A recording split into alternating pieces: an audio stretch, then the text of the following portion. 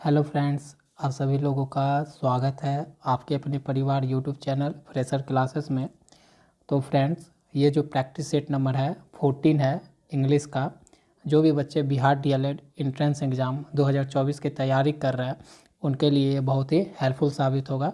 तो जो भी बच्चे तैयारी कर रहे हैं तो वो एक पेन एक कॉपी उनसे निवेदन है कि लेकर क्वेश्चन लगाए और जो भी नियम इसमें यूज हो रहा है क्वेश्चन सॉल्व करने में वो अपने कॉपी में नोट करे और उसका रिवीजन करते रहे। आपका इतना से ही इतने से ही आपका जो बिहार डीएलएड एंट्रेंस एग्ज़ाम में इंग्लिश से सिलेबस पूछा जाता है, इसी के इर्द गिर्द पूछा जाता है। ठीक है, तो आपका इंग्लिश में 20 क्वेश्चन होते हैं। तो आप अगर प्रैक्टिस सेट सही से कर लोगे, प्रीवियस ईयर का ही कर लोगे, तो आप देखना अभी आप मेरी बात नहीं लगेगा आपको सही, लेकिन देखना जब एग्ज़ाम में बैठोगे तो आपको सारा मेरा पढ़ाया हुआ है वहाँ पर आपको लड़ेगा। ठीक है, तो चलिए क्वेश्चन स्टार्ट करते हैं। Which tense is used to express an action going at some point of time in past. क्या बोलना चाह रहा है? आपको बोलना चाह रहा है कि वो उस टेंस मतलब वो टेंस जिसका यूज होता है ये बयां करने में कि जब एक्शन जारी हो, किसी पॉइंट ऑफ टाइम में एक्शन जारी हो तो कौन सा और कहाँ पर, किस समय, किस काल में, भूतकाल में। जब भूतकाल में कोई काम कुछ समय के लिए जारी रहे तो उसके लिए कौन सा टेंस लगाते हैं। तो सिंपल सा है, इसके लिए हम कौन सा टेंस लगाते हैं? पास्ट तो बोला है तो पास्ट ही चाहिए। और जारी रहना मतलब कंटिन्यूस, कंटिन्यूस से क्या होता है? जारी रहता है। और टेंस, तो आपका यहाँ से ऑप्शन राइट क्या हो जाएगा? सी। क्योंकि सी जो है ये पास्ट कंटिन्यूस टेंस जो है ये बताता है कि जब कोई एक्शन कुछ कुछ कुछ समय के लिए पास्ट में जारी रहता है तो उसके लिए कौन सा टेंस आता है? Past continuous tense. ठीक है, तो ऑप्शन सी आपका राइट हो गया। अब चलते हैं, देखिए मैं यहाँ पर उसका पूरा लिख भी दिया हूँ कि भूतकाल में किसी समय बिंदु पर कार्य जारी रहने पर किस टेंस का यूज करते हैं? पास्ट कंटिन्यूस टेंस का यूज करते हैं। ठीक है, का प्रयोग होता है। और पास्ट कंटिन्यूस टेंस का स्ट्रक्चर क्या होता है ये मैंने आपको यहाँ लिख दिया। ये अगर आप चाहो तो अपने कॉपी में, अगर आप फेयर कॉपी बना रहे हो तो इसको नोट करो, ऐसी का रिवीजन करो, आपका तैयारी बहुत अच्छा हो जाएगा। आगे बढ़ते हैं। देखिए यहाँ पर आपका डायरेक्ट स्पीच से इनडायरेक्ट स्पीच आपको बदलना है। ठीक है, तो I have been walking along the road he said, ये आपका जो सेंटेंस है यहाँ से यहाँ तक, ये क्या आपका डायरेक्ट स्पीच में है। तो डायरेक्ट स्पीच का जो आपका रिपोर्टिंग वर्ब है, ठीक है, रिपोर्टिंग वर्ब वो किस में है? डायरेक्ट स्पीच का रिपोर्टिंग वर्ब किस में है? पास्ट टेंस में है ना। अगर पास्ट टेंस में है इसका मतलब जो इन्वर्टेड कॉमा के अंदर है उसका टेंस क्या होगा? चेंज होगा। जब पास्ट में रिपोर्टिंग वर्ब का टेंस पास्ट में रहे तो हमारा जो ये इन्वर्टेड कॉमा के अंदर जो रिपोर्टिंग स्पीच होता है उसका टेंस क्या होता है? चेंज होता है, यही होता है। तो देखिए, तो यहाँ से लिखा ही सेड हो गया। डैट, अब देखिए आई है आपका SON के अकॉर्डिंग चले 1 2 3, फर्स्ट पर्सन पहला सब्जेक्ट के अनुसार, सेकंड पर्सन ऑब्जेक्ट के अनुसार, थर्ड पर्सन नो चेंज। तो यहाँ पर आई आपका क्या है? आई आपका है फर्स्ट पर्सन। अगर ये फर्स्ट पर्सन है तो ये किसके अनुसार चेंज होगा? ये चेंज होगा आपका सब्जेक्ट के अनुसार। तो सब्जेक्ट यहाँ पर क्या है? ही। सब्जेक्ट है आपका ही, तो यहाँ पर देखिए ही आ गया है। ठीक है, अब आगे यहाँ पर चाहिए वर्ब। तो वर्ब किसका होगा? तो जब, अच्छा तो ये हो गया।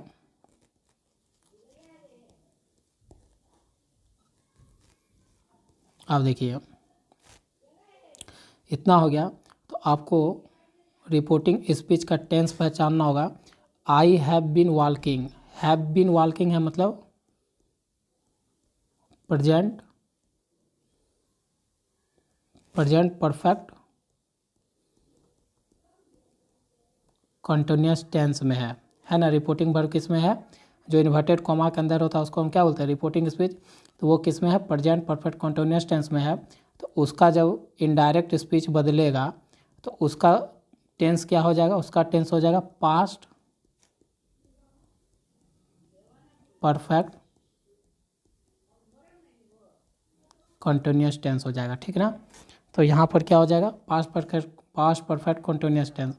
तो पास्ट परफेक्ट टेंस में क्या होता है, सब्जेक्ट के पास हैड आता है, तो यहाँ पर हैड देखते हैं, इसमें हैड है, इसमें तो शुड हो गया तो ये नहीं होगा, हैज हो गया ये नहीं होगा, हैव होगा ये नहीं होगा, तो आपका हैड वाला आंसर हो जाएगा, ठीक है। तो देखिए स्ट्रक्चर बेस्ड आपका टेंस में नरेशन में जो भी पूछा जाता है वो आपका स्ट्रक्चर बेस्ड आता है, इसलिए आप सारा नरेशन का मतलब डायरेक्ट स्पीच इनडायरेक्ट स्पीच का सारे टेंस का सिर्फ क्या करो, स्ट्रक्चर अगर आपके पास है मौजूद है तो रूल याद कर लो, या न मैं धीरे धीरे करवा रहा हूँ तो आपका सब इकट्ठा हो जाएगा तो अगर आप नोट्स बनाते हो, ठीक है। चलते हैं आगे, ये देखिए मैं यहाँ लिख भी दिया हूँ, ठीक है, तो ये आप नोट कर सकते हो, एक बार अच्छे से पढ़ लेना, नोट कर लेना। चलता हूँ आगे, आप देखिए यहाँ पर choose the correct phrase from the given option. आपको जो है चूज करना है, करेक्ट फ्रेज को चूज करना है जो आपको ऑप्शन, चारों ऑप्शन में से, और आपको कैसा सेंटेंस का निर्माण करना है, कंडीशनल सेंटेंस का निर्माण करना है। तो पढ़ते हैं सेंटेंस को। If you had eaten a good breakfast you dash so hungry now. तो यहाँ पर जो इफ़ वाला क्लाउज है यहाँ से यहाँ तक, जो इफ़ वाला क्लाउज है उसका आप टेंस पकड़ो, तो टेंस क्या हो गया, हैड है, यहाँ पर देखिए हैड है तो इसका मतलब ये किस में है, पास्ट टेंस में है। तो उसके बाद जो मेन क्लाउज बोलो तो वो किस में जाएगा, वो भी आपका पास्ट टेंस में जाने वाला है, ठीक है। तो वेयर तो पास्ट में होता है, लेकिन ये कंडीशन ये काल्पनिक बताने के लिए होता है, तो ये यहाँ तो नहीं लगेगा, आर प्रेजेंट ये भी नहीं लगेगा, विल फ्यूचर नहीं लगेगा, तो आपका जो बचा कौन बचा, ए, तो आपका ऑप्शन क्या हो जाएगा, ए ऑप्शन आपका सही हो जाएगा, ठीक है। चलते हैं आगे, अब यहाँ पर देखिए आइडेंटिफाई द टेंस यूज। आपको क्या करना है, टेंस की पहचान करना है, जो कहाँ कौन सा टेंस का पहचान करना है, अंडरलाइन पार्ट वाले का टेंस। तो अंडरलाइन पार्ट वाला यहाँ पर है, यहाँ से यहाँ तक है, ठीक है, जहाँ से मैं रेड किया हूँ वो आपका वहाँ उस अंडरलाइन सेंटेंस का टेंस पहचानना आपको। तो देखिए एक बार सेंटेंस तो पूरा पढ़ना ही पड़ेगा आपको। देखिए बाय द टाइम, ये रूल क्या कहता है, अगर बाय द टाइम है और उसके बाद क्या आता है, हमेशा सिंपल पास्ट टेंस आता है। अगर simple passed by the time के बाद अगर सिंपल पास्ट टेंस आया तो उसके बाद नियम के अनुसार यहाँ पर क्या आएगा, पास्ट परफेक्ट टेंस आएगा।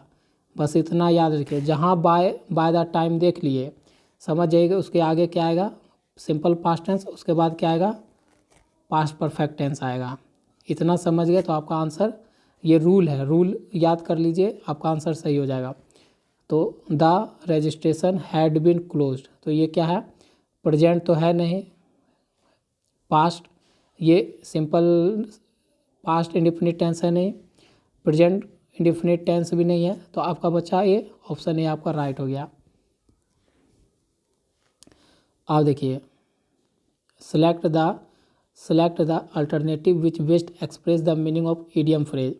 आपको चारों ऑप्शन दिए हुए, उस चारों ऑप्शन में जो इस सेंटेंस से उसका अर्थ मैच करता होगा उसका चारों ऑप्शन में आपको चूज करना है। तो build castle in the air का मतलब क्या होता है, हिंदी मतलब समझेंगे तभी हम इसका आंसर खोज पाएंगे। तो build castle in the air का मतलब होता है हवाई किला बनाना। क्या होता है, हवाई किला बनाना, मतलब एक कल्पना करना, नहीं बोलते हैं कल्पना करना, और अपने भाषा में बोलते हैं कि छोड़ रहा है, फेंक रहा है बोलते हैं जिसको, तो फेंकू जिसे बोलते हैं। तो क्या है यहाँ पर देखिए, तो यहाँ पर क्या है, डे ड्रीम और क्रिस्टिंग अनरियलिस्टिक। हाँ, मतलब अनरियलिस्टिक मतलब क्या, जो वास्तव में है ही नहीं, धरातल पे है ही नहीं, उसके बारे में क्या करना, कल्पना करना, सोचते रहना, ठीक ना, यही हो गया। लेंगे प्लान नहीं, क्रशिंग एंड नहीं, ये भी नहीं, तो ऑप्शन आपका सी राइट है। अब यहाँ पर आपको नॉन फिनाइट वर्ब खोजना है, ठीक है। Pick out the non finite verb. Non finite verb खोजना है आपको, सेंटेंस जो आपको दिया हुआ है नीचे। क्या होगा, opening the drawer he took out a pen. अगर आप इस सेंटेंस में पार्ट ऑफ स्पीच अगर आप पढ़े होंगे, 8 पार्ट ऑफ स्पीच, तो आप नॉन फिनाइट वर्ब खोज लोगे ऐसे ही। देखो अगर मैं चलूँ तो देखो दा यहाँ पर क्या है, आर्टिकल। ड्रॉवर क्या है यहाँ पर, नाउन। ही क्या है, प्रोनाउन। और टुक क्या है, वर्ब, या टुक आउट जो है फ्रेजल वर्ब बोल सकते हो। और फिर से ए क्या है, ए आपका आर्टिकल है। और आपका पेन क्या है, नाउन है। और ओपनिंग बचा कौन सा, ओपनिंग। तो ओपनिंग में क्या है, ओपन प्लस आईएनजी है, मतलब वर्ब प्लस आईएनजी दिख रहा है। और वर्ब प्लस आईएनजी क्या हो सकता है, जीरेंड हो सकता है, या नहीं तो पार्टिसिपल हो सकता है। और जीरेंड और पार्टिसिपल ही हमारा क्या कहलाता है, नॉन फिनाइट वर्ब कहलाता है, ठीक ना। तो आपका यहाँ से ओपनिंग क्या हो गया, आंसर ए हो गया। मैं इस नॉन फिनाइट वर्ब पे बहुत सारा हर वीडियो में क्या क्या हूँ कि मैं इसका कंसेप्ट आपको बताया हूँ, और प्रीवियस वीडियो में भी बताया हूँ। तो आप अगर देखते आ रहे हो तो आप प्रीवियस वीडियो जाके देखना, उसमें मैंने बताया, ठीक है। तो आपका यहाँ से ऑप्शन ए राइट हो गया, ठीक है। चलते हैं आगे। Combine the following sentence into one simple word. Sentence को आपको कंबाइन करना है एक सिंपल वर्ड में, ठीक है ना। तो एक सिंपल वर्ड में कंबाइन करना है, तो सिंपल वर्ड में कैसे कंबाइन होगा देख लेते हैं। क्या बोल रहा है, Bob is only a child, he is very independent. क्या बोल रहा है कि Bob is only a child, Bob सिर्फ एक ऐसा बच्चा है, ठीक है। बॉब सिर्फ एक बच्चा है। ही इज़ वेरी इंडिपेंडेंट, वह बहुत आज़ाद है। इस तरह का भाव आ रहा है, हिंदी सेंस में अगर पढ़ के देखें तो इस तरह का भाव आ रहा है।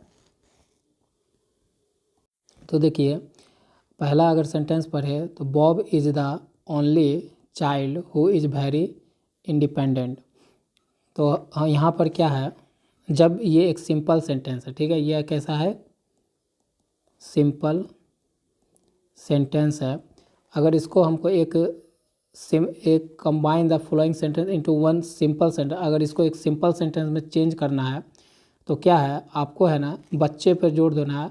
तो यहाँ एक चीज़ हम यूज कर सकते हैं, the only plus noun. The only plus noun का प्रयोग कर सकते हैं। ऐसा अगर ऐसा सेंटेंस में प्रयोग इसलिए किया जाता है, इसका अगर प्रयोग करिएगा तो ये किस पे जोड़ देता है, जोड़ देने के लिए प्रयोग होता है किस पे, कि एकमात्र। इसका किसके प्रयोग होता है, एक मात्र बच्चे पर जोड़, यहाँ पर एकमात्र बच्चे पर जोड़ देना है। तो द ओनली प्लस नाउन लगा के हम कैसा यूज कर सकते हैं, एकमात्र पर जोड़ सकते हैं। तो देखिए Bob is only independent child, नहीं ये सेंटेंस ठीक नहीं है। Bob is independent but only child, नहीं। Bob is in only child and is very independent, ये तो और थोड़ा बड़ा हो गया। अब पढ़ने में देखिए, अगर इसको पढ़िए, Bob is the only child, ठीक है, बॉब सिर्फ वह बच्चा है। और हु किसके लिए यूज हुआ है, ये इस चाइल्ड के लिए, और वो मतलब बॉब के लिए ही, कि Bob is the only child. Bob वह बच्चा है जो इज़ वेरी इंडिपेंडेंट, जो क्या है, बहुत ही आज़ाद है, ठीक है। तो हम जब भी अगर ओनली अगर जिस सेंटेंस में और उसको अगर सिंपल सेंटेंस में बदलना है द ओनली अब प्लस में नाउन लगा के क्या कर सकते हैं, सेंटेंस को सिंपल बना सकते हैं। तो यहाँ से ऑप्शन आपका राइट क्या हो गया, ऑप्शन ए। अब हम चलते हैं आगे, डायरेक्ट स्पीच से इनडायरेक्ट स्पीच में बदलना है, ठीक है। देखिए माय सिस्टर, ये आपका डायरेक्ट स्पीच में है और ये सेंटेंस इनडायरेक्ट स्पीच में है, ठीक है। तो यहाँ पर माय सिस्टर है तो माय सिस्टर है, ठीक है। अब देखिए आगे, तो माय सिस्टर सेड है आपका, ये क्या है, रिपोर्टिंग वर्ब है जो किस में है, पास्ट टेंस में है। तो my sister I will make sure to help you, my sister said I will make sure to help you, मतलब मैं पूरा श्योर हो गई हूँ कि मैं तुम्हारे क्या करूँ, मदद करूँगी। तो यहाँ पर कह रही है, एक तरह से क्या करें, कह रही है। तो कैसे हम इसको सॉल्व करेंगे देख लेते हैं। अच्छा, अगर हमारा रिपोर्टिंग वर्ब हमारा पास्ट में हो तो जो इन्वर्टेड कॉमा के अंदर जो हमारा रिपोर्टिंग स्पीच का वर्ब है, यहाँ पर विल देख रहा है तो विल किस में कन्वर्ट होगा, वुड में कन्वर्ट होना चाहिए। तो देख लेते हैं यहाँ, और आई है तो आई है हमारा फर्स्ट पर्सन, आई किसके अनुसार बदलेगा, माई सिस्टर के अनुसार बदलेगा। तो माई सिस्टर ये लड़की है तो यहाँ पर सी के अनुसार बदलेगा। तो यहाँ क्या आना चाहिए, यहाँ पर आना चाहिए सी और उसके बाद आना चाहिए वुड, फिर क्या आना चाहिए, वुड। तो सी वुड आना चाहिए, मतलब दूसरे फिल इन द ब्लैंक्स में। तो इधर वाला दूसरा, ये तो सी विल आ गया, ये नहीं होगा, सी मस्ट नहीं आएगा, सी वुड नॉट भी नहीं आएगा, तो सी वुड आएगा। तो आपका ऑप्शन क्या होगा, राइट बी हो गया आंसर सही, ठीक है। देखिए आप, अगर हम क्या किए, फर्स्ट वाला से हमको पता नहीं चल रहा था कि टोल्ड होगा, कैस्योड होगा, सेड होगा, टोल्ड होगा। तो इधर से अगर नहीं पकड़ा तो हम दूसरी तरफ से पकड़ लिए कि आई किस में बदलेगा, फर्स्ट पर्सन के अनुसार, सब्जेक्ट के अनुसार। सब्जेक्ट यहाँ पर क्या, माय सिस्टर, जो लड़की है तो लड़की है तो मतलब सी, तो सी आना चाहिए, सी इसमें है, इसमें भी है, इसमें भी, ठीक है। लेकिन यहाँ पर विल है जो हमारा रिपोर्टिंग वर्ब किस में है, पास्ट में है, तो विल किस में बदलना चाहिए था, वुड में। तो यहाँ तो विले में आ गया तो ये कट गया, ये मस्ट नहीं होगा, जो है वही ना बदलेगा, विल वुड में बदलेगा तो मस्ट में थोड़ा बदल जाएगा, तो ये नहीं होगा। विल नॉट में ये भी नहीं होगा, तो आपका जो बचा वही ना आंसर होगा। तो ऑप्शन बी राइट हो गया। आप देखिए, complete the sentence using appropriate option, आपको सही ऑप्शन के साथ सेंटेंस को क्या करना है, कंप्लीट करना है। तो क्या है, the technique of paraphrasing, the technique of paraphrasing, यहाँ पर आपको फिल इन द ब्लैंक्स दिया हुआ है, ठीक ना। तो यहाँ पर जो वाक्य का सेंटेंस है, ये सब्जेक्ट है, ये है सब्जेक्ट, कौन है, सब्जेक्ट आपका द टेक्निक, और ये क्या है आपका, सिंगुलर है, ये क्या है आपका, सिंगुलर है। तो इसके अनुसार से ये तो ऑफ है, ये प्रीपोजिशन और उसका ये ऑब्जेक्ट है। तो यहाँ से इस सब्जेक्ट के अनुसार यहाँ पर क्या आएगा, वर्ब आएगा। तो ये अगर सब्जेक्ट हमारा क्या है, सिंगुलर है, तो वर्ब भी हमारा कैसा आएगा, सिंगुलर आएगा। तो देख लेते हैं सिंगुलर कौन है। अच्छा, हैव तो प्लुरल बताता, ये नहीं होगा। इज भी हमारा सिंगुलर है, और आर भी हमारा, लेकिन आर प्रैक्टिस्ड है, ठीक है। देखिए आर के बाद क्या आया है, मान लीजिए ये प्रैक्टिस है, मान लीजिए V3 आया होगा, ठीक है। और यहाँ पर इज है, इसके बाद आया है V4, यहाँ पर V4 आया है, और हैज़ टू बी प्रैक्टिस्ड है, ठीक है। तो यहाँ पर क्या हो जाएगा, यहाँ पर सही आंसर आपका होगा हैज़ टू बी प्रैक्टिस, क्योंकि ये एक सिंगुलर भी है, और has to be practice, to be के बाद हम क्या कर सकते हैं, वर्ब का तीसरा रूप यूज कर सकते हैं सिंपल सेंटेंस में। तो ये सही है आपका, हैज़ टू बी प्रैक्टिस, ठीक है। और ये सब क्या है, अगर इज प्लस V4 का यूज करते हैं तो ये आपको क्या बता रहा है, एक्टिव वॉइस तरह सा बता रहा है, लेकिन यहाँ पर कोई कर्ता कोई काम करने का थोड़ा बोध हो रहा है, द टेक्निक इज परमिसिंग डैश, ऐसा कुछ हो नहीं रहा। R प्लस V3 ये आपका पैसिव या पैसिव बता सकता है जब ये क्या हो, एक्शन का बोध करे।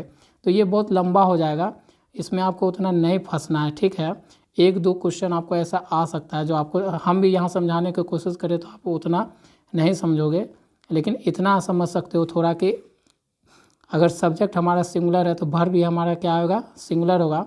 तो सिंगुलर ये तो थोड़ा प्लूरल हो गया, आर क्या होता है, प्लूरल हो जाता है, तो ये खत्म, हैव भी प्लूरल, ये खत्म, दो बचा, ये भी है सिंगुलर, ये भी सिंगुलर है। लेकिन इज प्लस V4 जो है ना आपका एक्टिव वॉइस बताता है, जो यहाँ पर नहीं चाहिए। यहाँ पर एक नॉर्मल सेंटेंस चाहिए जो हैज़ टू बी प्रैक्टिस आपका सही है, ठीक है। आगे बढ़ते हैं। यहाँ पर आपका नॉन इनफिनाइट वर्ब है, ठीक है, नॉन इनफिनाइट वर्ब खोजना है। तो नॉन इनफिनाइट वर्ब खोजने का अगर आपको नियम याद नहीं है तो भी मैं आपको बताया हूँ कि इसको छांटना स्टार्ट करो। अगर आपका पार्ट ऑफ स्पीच अच्छा है तो आप इसको छांट पाओगे।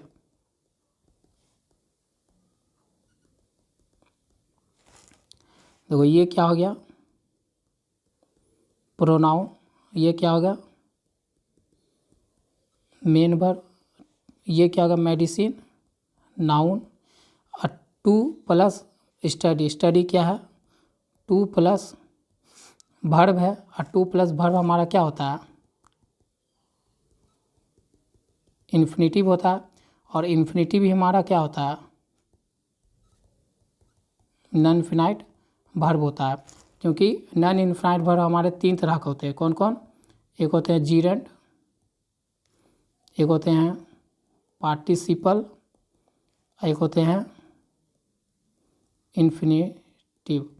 तो देखिए यहाँ इन्फिनिटिव मिल गया है 2 + V1, तो इसलिए हमारा स्टडी यहाँ पर क्या है, स्टडी क्या है हमारा, यहाँ पर ऑप्शन बी जो है हमारा नॉन इनफिनाइट वर्ब का मतलब यहाँ पर सही एग्जाम्पल है, ठीक है। और आपको डिटेल में अगर जीरेंट क्या है, पार्टिसिपल क्या, इन्फिनिटिव पढ़ना है तो मैं प्रीवियस वीडियो जितना भी प्रैक्टिस सेट करवाएं उसमें देते आ रहा हूं फ्रेंड्स। तो आप प्रीवियस वीडियो से देखते आ रहे हो तो आपको तो समझ में आ रहा होगा, और जो नए बच्चे हैं वो प्रीवियस वीडियो जाके देखें तो आपको उससे हेल्प ज़रूर मिलेगा, ठीक है। क्योंकि देखना ही आपको प्रीवियस वीडियो भी, तो आपको उसमें मैं बताया हूँ तो आप कर सकते हो, ठीक है। अब देखिए ये पंचुएशन मार्क पे बेस्ड है, तो सिंबल इज कॉल्ड, इस सिंबल को क्या कहते हैं, सिंपल है, एक्सक्लामेशन मार्क कहते हैं। क्वेश्चन मार्क का तो इस तरह का सिंबल है, फुल स्टॉप का इस तरह का सिंबल है, और सेमी कॉलन का क्या सिंबल है, इस तरह का। फिल अप द ब्लैंक्स आपको सही ऑप्शन के साथ भरना है खाली जगह को। A flock of sheep dash there, a flock of sheep मतलब क्या हो गया, भेड़ों का फ्लॉक जो होता है, भेड़ों का क्या होता है, झुंड होता है, क्या होता है भेड़ों का,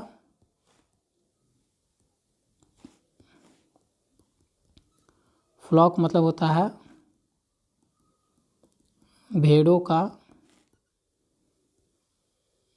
झुंड, ठीक है, क्या होता है, भेड़ों का झुंड होता है फ्लॉक का मतलब। तो यहाँ पर से देख लीजिए, तो यहाँ पर क्या भराएगा, ए फ्लॉक ऑफ झुंड मतलब एक ग्रुप का बात हो रहा है, पूरा किसका बात हो रहा है, ग्रुप का बात हो रहा है। तो यहाँ पर अगर फ्लॉक का मतलब क्या होता है, ए फ्लॉक लग जाने के बाद ये किसका इंडिकेट कर रहा है, सिंगुलर सब्जेक्ट की तरह ये वर्क करता है, ठीक है। तो किसके तरह वर्क करता है, सिंगुलर सब्जेक्ट की तरह वर्क करता है। तो इसलिए इसके बाद ए फ्लॉक ऑफ शिप के बाद जो यहाँ वर्ब आएगा वो भी कैसा होगा, सिंगुलर होगा।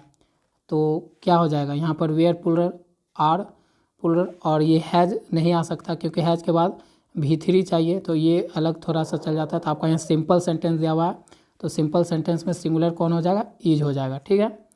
आगे बढ़ते हैं।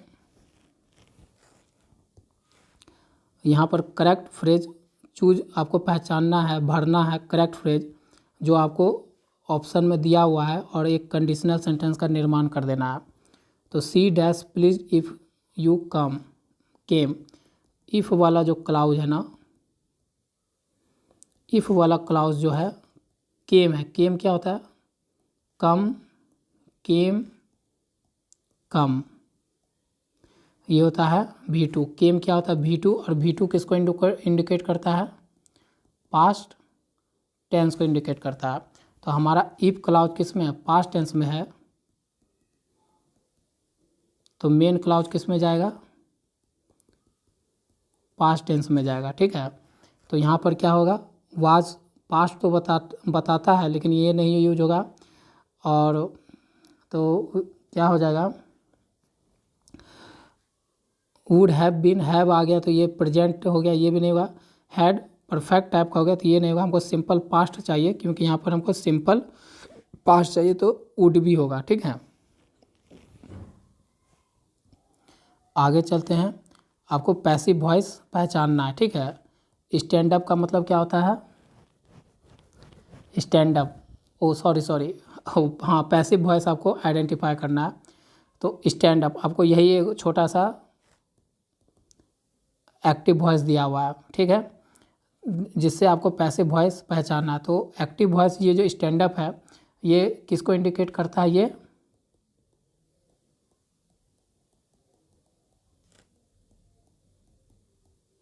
ये एक्टिव वॉइस जो आपको इम्परेटिव सेंटेंस में दिया हुआ है, जिससे आदेश का भाव व्यक्त होता है। इम्परेटिव सेंटेंस से किसका भाव व्यक्त होता है, आदेश का भाव व्यक्त होता है। इससे किसका भाव व्यक्त होता है,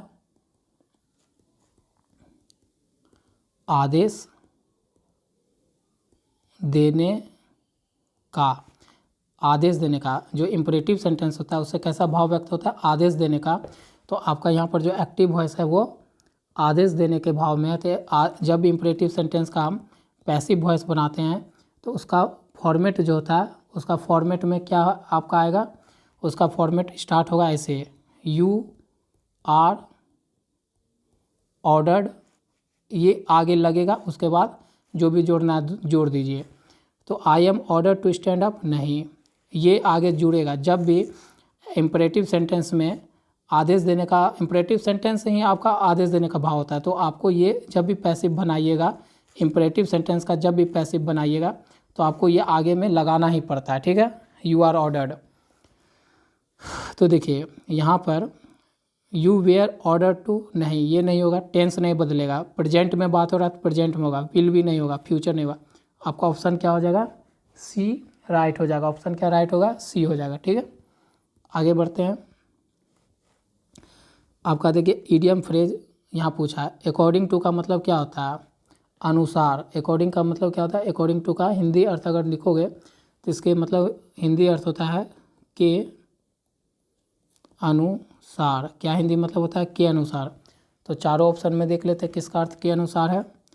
एज डायरेक्टेड ऑफ, नहीं। एज मैंशनड बिफोर, नहीं। On the basis of, on the basis of, क्या लग रहा है, लगता है ऑन द बेसिस ऑफ, नहीं।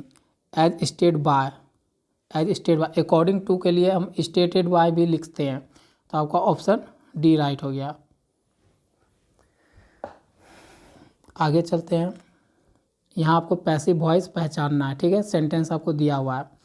तो देखिए यहाँ पर आई सॉ हिम यस्टरडे, यहाँ पर ये सब्जेक्ट,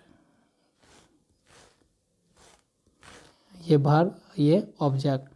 तो ऑब्जेक्ट हिम है, हिम किस में बदलता है, ही में बदलेगा, और सब यू में है। तो ये ऐसे सब खत्म हो गया। तो आपका ऑप्शन क्या हो गया, सी। आपका ऑप्शन सी राइट हो गया। ठीक है, देखिए बहुत सिंपल सा पूछता है आपको एग्जाम में। अगर आप स्ट्रक्चर याद भी रखोगे तो आपका काम चल जाएगा। देखिए कितना सिंपली से काम चल गया। हमको सिर्फ हिम जानते हैं कि जब एक्टिव वॉइस से पैसिव वॉइस बदलते हैं तो ऑब्जेक्ट जो है सब्जेक्ट हो जाता है, और सब्जेक्ट क्या हो जाता है, ऑब्जेक्ट हो जाता है। तो हमको ऑब्जेक्ट यहाँ पर क्या बनाना था, सब्जेक्ट। ठीक है, सब्जेक्ट बनाना था। तो हिम मतलब क्या होता है, ही के लिए होता है प्रयोग, तो ही हो गया। तो ही से ही, और यहाँ पर सब यू देता था, ख़त्म। तो ही एक के में था, ऑप्शन सी में। तो ऑप्शन सी आपका राइट हो गया। ठीक है, आगे बढ़ते हैं। तो हमको जो है स्टडी जो है एग्ज़ाम निकालने हैं तो हमको स्मार्ट वर्क करना होगा। ठीक ना, हमको रटा रट वर्क काम नहीं करना होगा, हमको स्मार्ट वर्क करना होगा। तो आप भी इसी तरह से सीखोगे जब आप क्या करते हो, प्रैक्टिस सेट लगाते हो। ठीक ना, किसी टीचर को देखते हुए। अब चलिए अगला question, fill up the blanks with the correct option. सही ऑप्शन के साथ आपको फिल इन द ब्लैंक्स को भरना है। मेसल्स डैश अ डेडली डिजीज, मेसल्स क्या होता है, एक डिजीज है। मेसल्स है ना, एक डिजीज होता है। डैश अ डेडली डिजीज, तो क्या लगता है क्या होगा, ये बीमारी का नाम है। मेसल्स जो है क्या है, बीमारी का नाम है।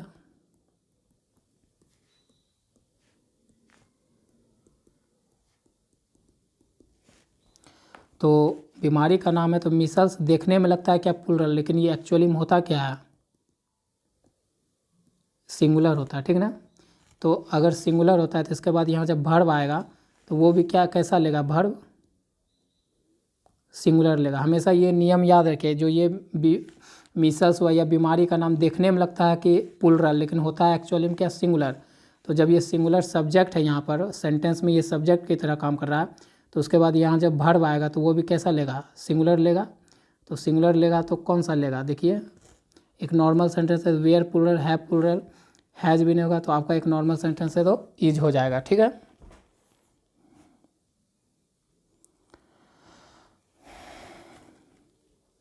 अब हम आते हैं अगला क्वेश्चन नंबर पे।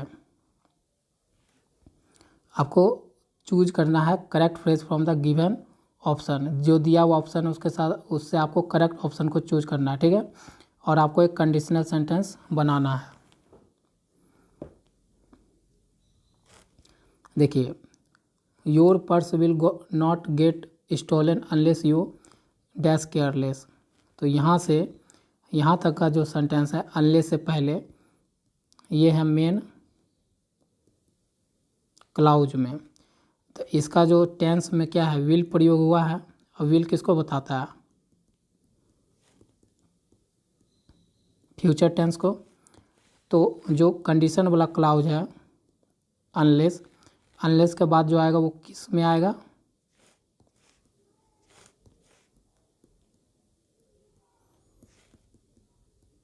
प्रेजेंट टेंस में आना चाहिए, यही ना। विल तो फ्यूचर होगा, ये नहीं होगा। वुड पास्ट हो गया, ये नहीं होगा। वेयर आपका क्या होगा, पास्ट हो गया, पास्ट में ही वेयर का यूज करते, ये भी नहीं होगा। बचा कौन, आर। तो यहाँ पर किसका यूज होगा, आर का यूज होगा, ठीक है।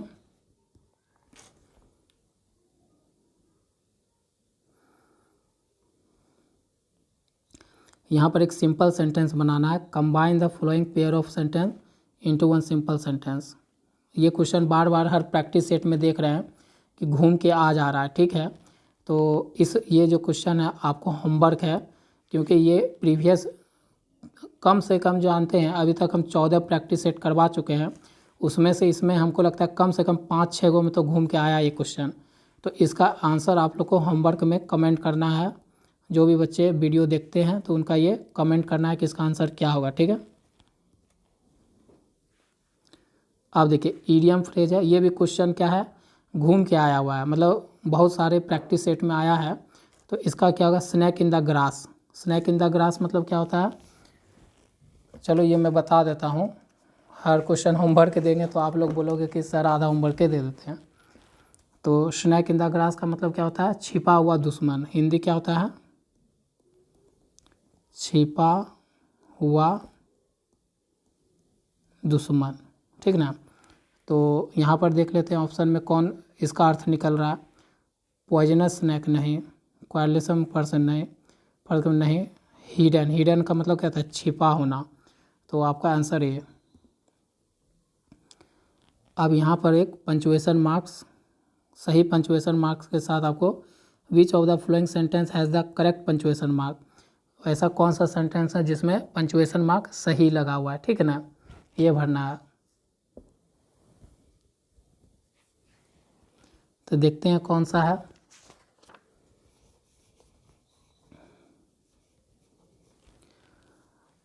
My daughter is a teacher, my son is a doctor.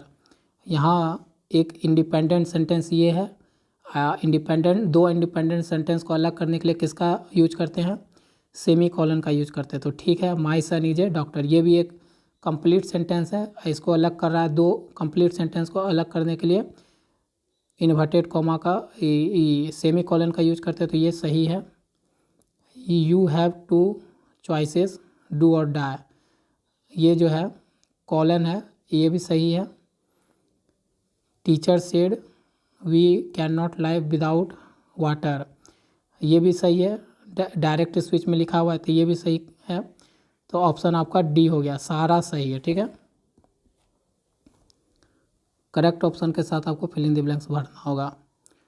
Full the furniture dash old, sorry all the furniture dash old. यहाँ पर जो है ना फर्नीचर से बनेगा, फर्नीचर आपका क्या होता है, सिंगुलर होता है। तो इसके बाद जो वर्ब आएगा वो भी कैसा होगा, सिंगुलर होगा। तो हैव तो प्लुरल होगा, ये नहीं होगा। और यहाँ पर लुक जो है प्लुरल है, आर लुक्ड ये सिंपल सेंटेंस है तो ये भी नहीं होगा। तो आपका क्या हो जाएगा, ऑप्शन सी लुक्स हो जाएगा। क्या होगा, लुक्स हो जाएगा। ठीक है, क्योंकि जब हम वर्ब में एस या ई एस लगा देते हैं तो वो कैसा हो जाता है, सिंगुलर बन जाता है। यहाँ भी आपको करेक्ट ऑप्शन भरना फिल इन द ब्लैंक्स को देखते हुए। My mother has proficient dash English. बताइए, ये प्रीपोजिशन का सवाल है, क्या लगेगा। प्रोफिशिएंट का मतलब क्या होता है, प्रोफिशिएंट का मतलब होता है कि किसी विशेष कार्य में दक्ष, किसी विशेष कार्य में निपुण, ऐसा बोल सकते हैं, या कुशल भी बोल सकते हैं। तो जब हम किसी कार्य में कुशल होते हैं तो यहाँ जो मेरी माँ है वो कुशल है किस में, इंग्लिश में। तो जब भी कुशल होता है तो प्रोफिशिएंट